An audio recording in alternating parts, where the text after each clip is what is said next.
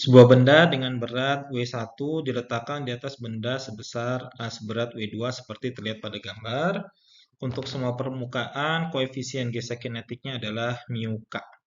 Tentukan besar gaya F yang diperlukan untuk menarik benda 2 agar bergerak ke kiri dengan laju tetap. Ya, jadi kalau laju tetap berarti percepatannya sama dengan 0, gitu ya.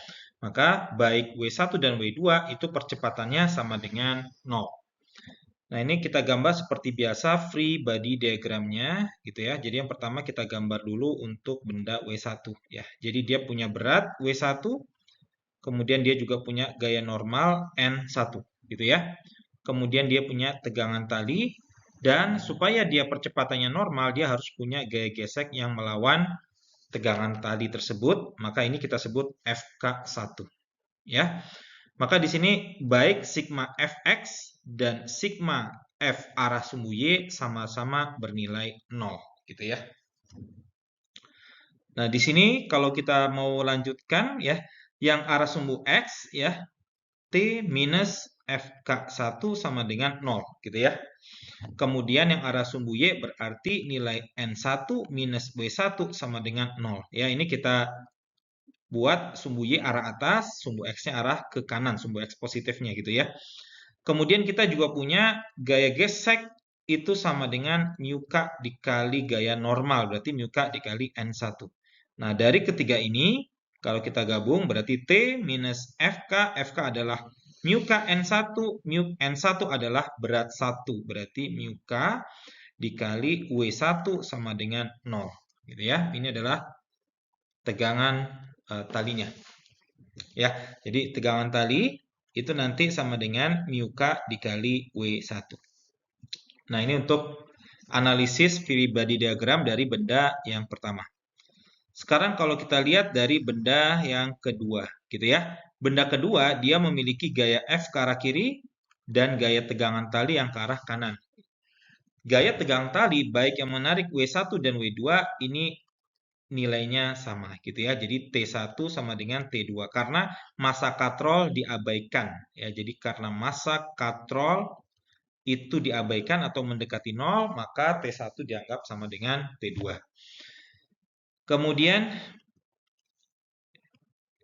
Kemudian kita punya berat ya sama dengan W2 dan juga gaya normal N2 dan juga kita punya gaya normal akibat kontak antara N1 dengan N2. Ya, berat 1 antara berat 2. Berarti kita punya N1 ke arah bawah. Ya, sehingga di sini sigma Fx itu nanti sama dengan maaf, ini kita juga punya gaya gesek 1 ya, gaya gesek 1 yang arahnya ke kanan. Ya, kenapa ke arah kanan? Karena ini adalah hukum Newton ketiga dengan gaya gesek yang dikenakan pada benda satu gitu ya.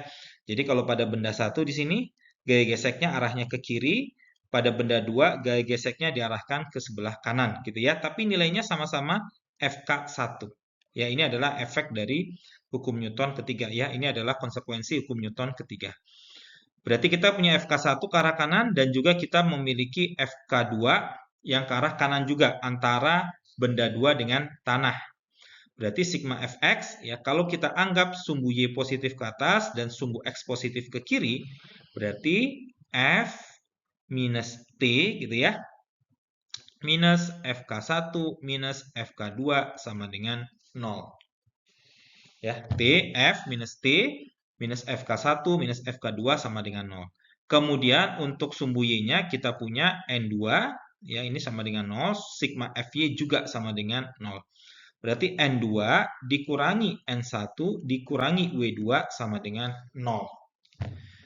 Nah, N2 berarti sama dengan N1 plus W2. Nah, N1 tadi di sini itu sama dengan W1. Berarti kita punya N2 sama dengan W1 tambah W2. Ya, W1 ditambah W2. Kemudian kita punya FK2 itu sama dengan mu k dikali N2 gitu ya. Maka di sini FK2-nya sama dengan mu k dalam kurung W1 tambah W2.